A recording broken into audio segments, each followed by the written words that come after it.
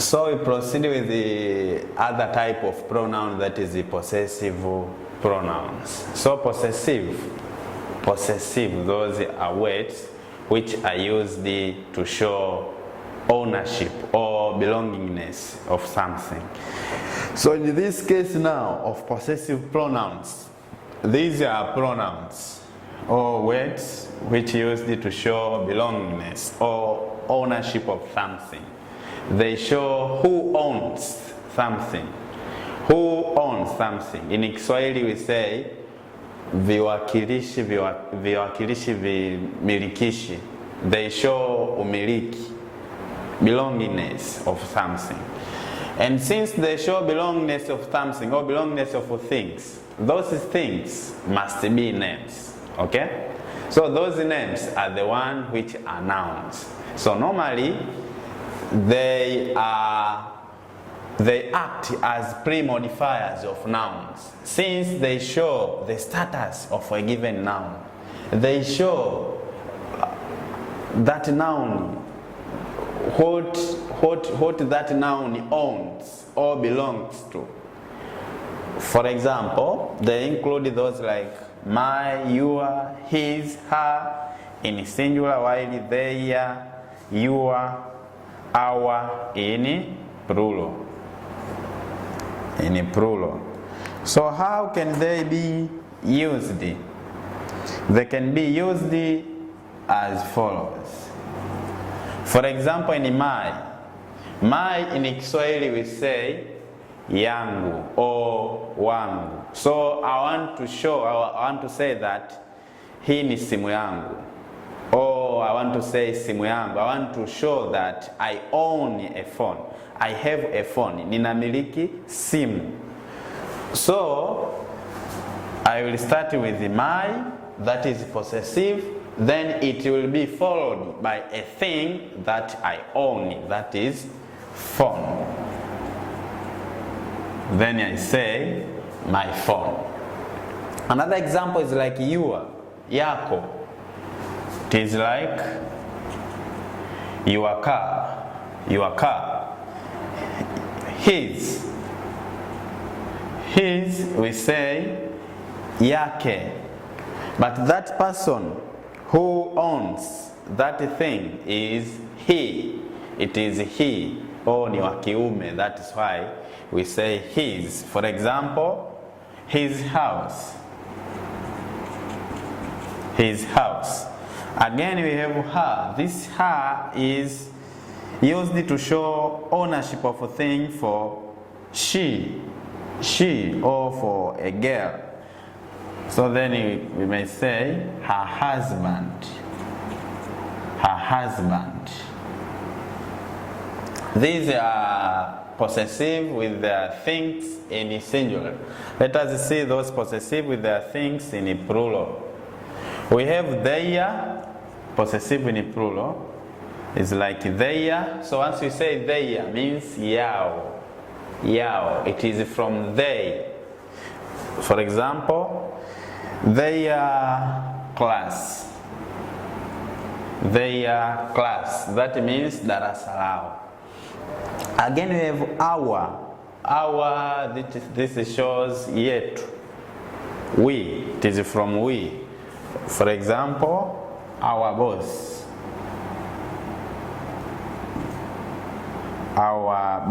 Again we have your. Your is used in both for singular and plural.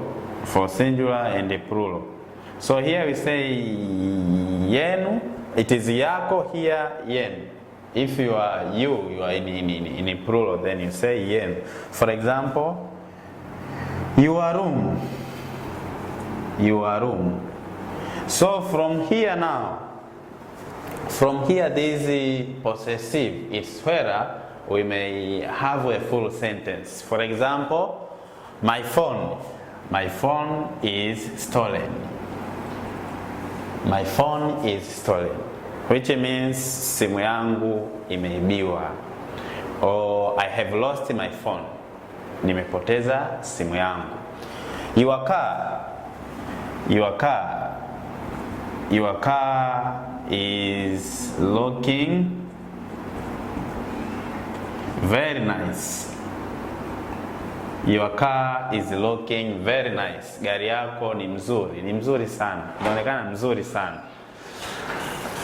His house is too big. His house is too big. Nyumba yake ni kubwa sana. Ni kubwa sana. Even these two, we shall discuss them for other word classes, since these are they can be adjective or adverb. They show how much a thing is or how a thing look like. For example, here once I say his house is too big, so it shows how big that house is. Is it a normal one or two or whatever? Her husband is here. Her husband is here. Her husband is here. Mume wake yupo hapa. Their class is too neat. Is too neat. Is too neat. Or instead of using too, we may use very, since they have the same usage. So we may say their class is very neat. Darasa lao ni chafu mno, ni chafu sana. Our boss is a man of the people.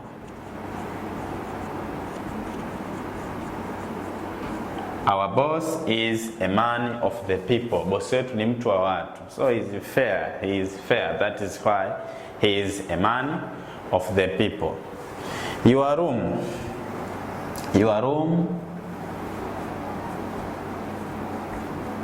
is very comfortable. It's very comfortable. It is comfortable. It is a nice one. It is suitable. So chumba chako kipo vizuri. So these are examples of those possessive or possessive pronouns, and these possessive pronouns can be used in several sentences, as you have tried to compose those sentences.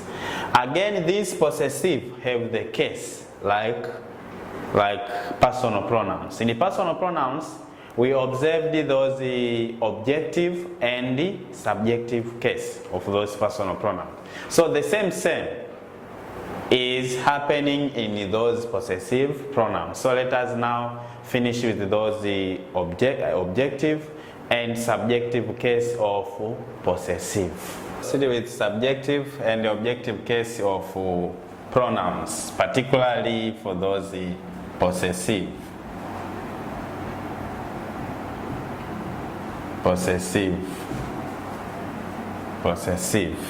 So those possessive, my, his, her, your, their, and our, they do change from being used as subject into object. For example, my becomes mine, as in a sentence like, this car is mine. So this mine is from my, but since it is now used in the objective case of sentence, or it is used as object, so it becomes mine. His car, I mean his. This house is his. This daughter is hers, yours.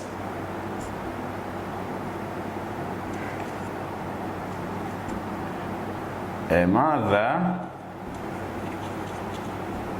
is yours. The school is theirs.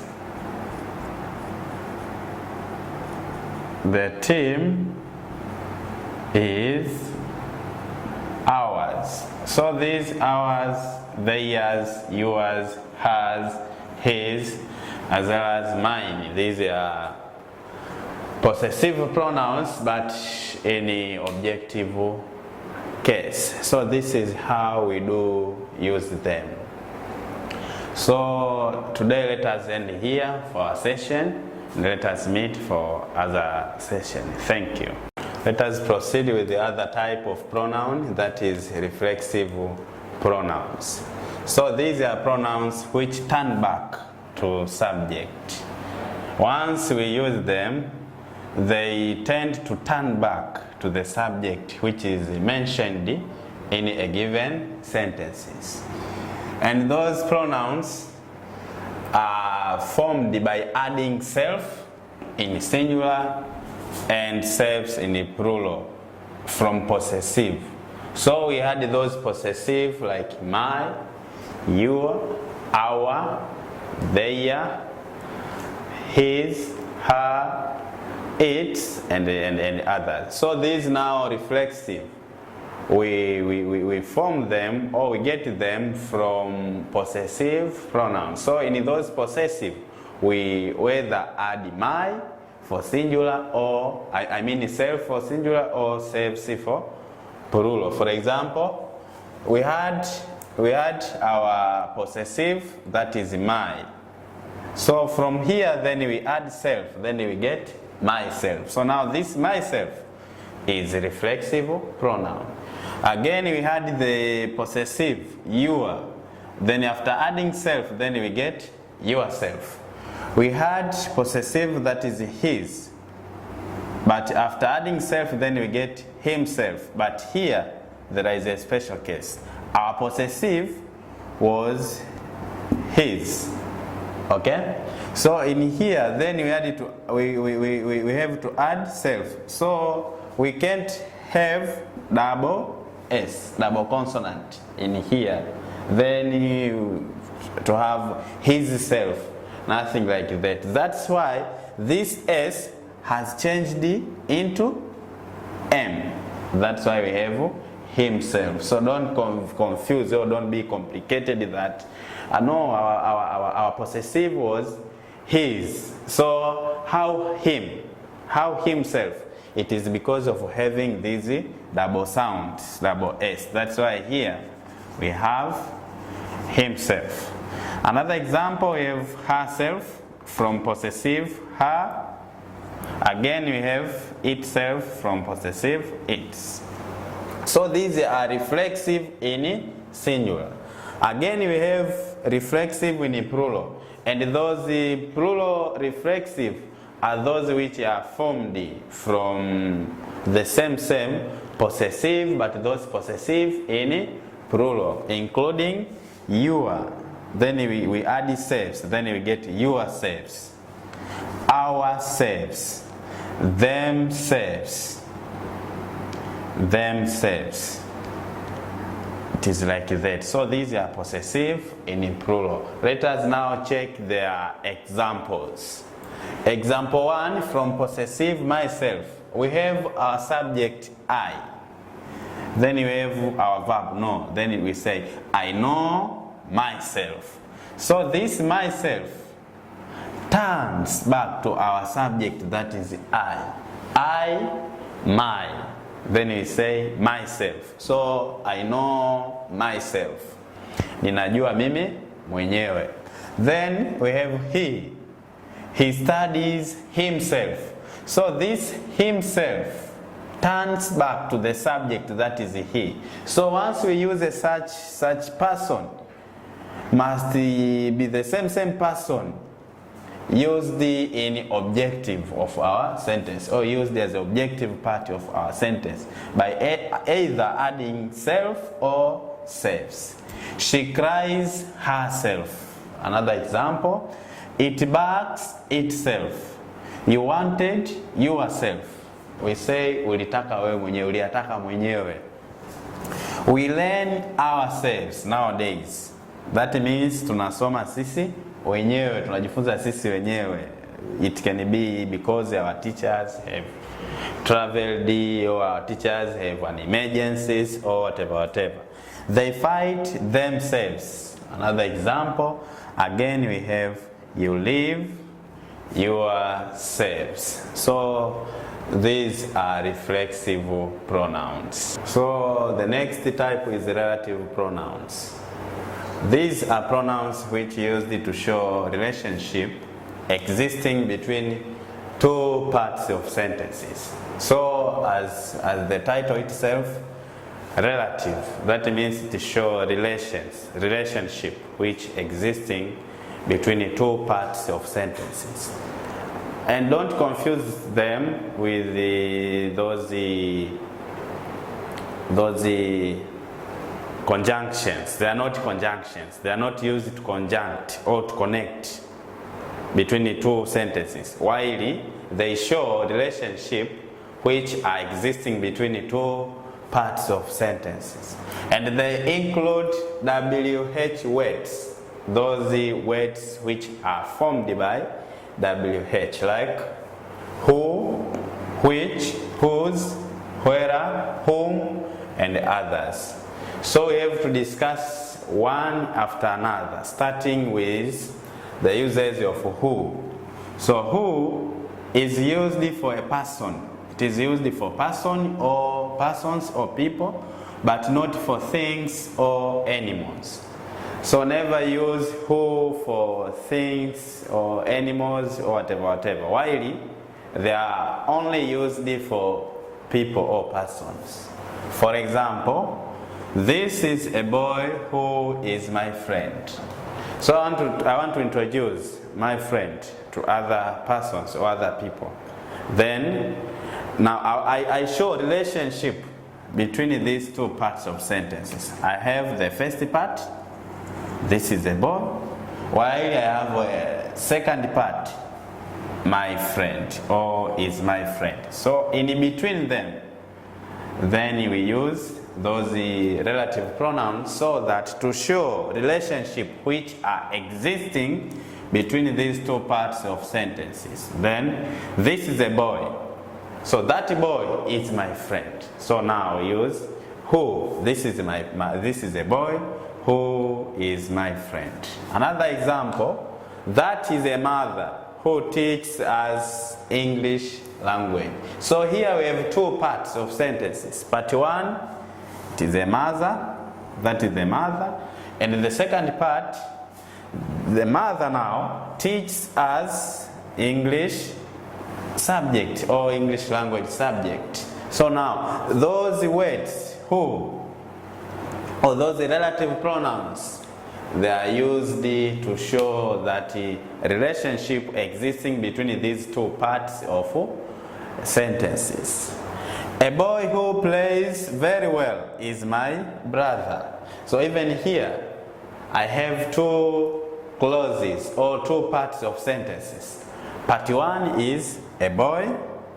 Part two is plays very well is my brother. So here, this who is used also to show relationship which existing between these two parts of sentences. So here, from what we have learned, that the uses of who. How do we use who? So I have said that we use who for people or persons only, and not for things or animals. So most of students or people do make a mistake in their usage. You may hear a person says, this is the point who I wanted to explain. So point is just like a thing. So we can't use who in those animals or things, but only people. Use who for people. And those people can be in singular or plural. So we may use who to show those relationship existing, whether it is in singular or plural. They have used as the same. So we can say that these are teachers who teach us. These are teachers These are teachers who teach us. These are teachers who teach us. So here we have the plural, but this plural is for people, but not for things or animals. So this is the usage of who. After checking who, let us check which. So which, it is used for things and animals. We use which for things and animals, but not for person, but not for people. So never use which for people or person. This is a boy which lives at Shangani Street. It is a cross and not a tick. So we use which for things and animals, but not for people or person. Let us observe the following sentences. Like, this is a dog. This is a dog which barks every night. So here we show relationship between dog and the event or activity that is done by that dog. That's why we say this is a dog which barks every night. So this which, it is used which here because we are describing about a dog, that is an animal. This is a car which I bought last year. Even here we have that object, a car. A car, that's why we use which. So then this is the car which I bought last year. Again, we have the phone which I had yesterday is lost. The phone which I had yesterday is lost. So even this which described for a phone and not I. This I belongs to the second part of a sentence. So let us proceed with the other relative pronouns after discussing who and which. Okay, let us proceed with the whose. So whose, it is used for people, things and animals. And they are normally used to show belongingness or ownership of something. So we use whose as a relative pronouns to show ownership or belongingness of something. And we use them for both things, animals, as well as people or persons. Let us observe the following examples. This is a boy whose mother is a nurse. So here we show relationship between a boy and a mother. That means this boy belongs to mother. That is a driver whose car is new. So even here, this whose shows relationship between a driver and a car. This is a phone whose glass is broken. Even here, whose shows the ownership. That means a glass belongs to this phone. That's why you say this is a phone whose glass is broken. So this is the usage of whose. Let us now check whom. So whom is another relative pronoun that is used for people but not for things or animals. So never use whom for things and animals, while use them for people only, or only people or persons. And it shows a person who is affected by something. So we normally use whom for that person who is affected by something else. For example, this is a man whom is bitten by a snake. So this whom, we have used the whom because this man is affected by something, and this infection is after being bitten by a snake. This is a woman whom is punished by her husband. So even here we have used the whom because it is a man or person, but this person have affected by something. Again, this is a student whom steals a money. So this student has affected after being steals money.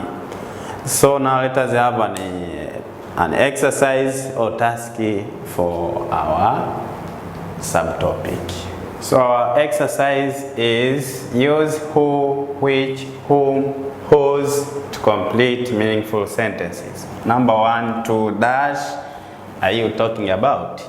Number 2, this is a boy, dash is very tall. Number 3, there is a student, dash teacher is very nice. And the last, a car, dash I bought last week is a new model. So thank you, welcome to other sessions.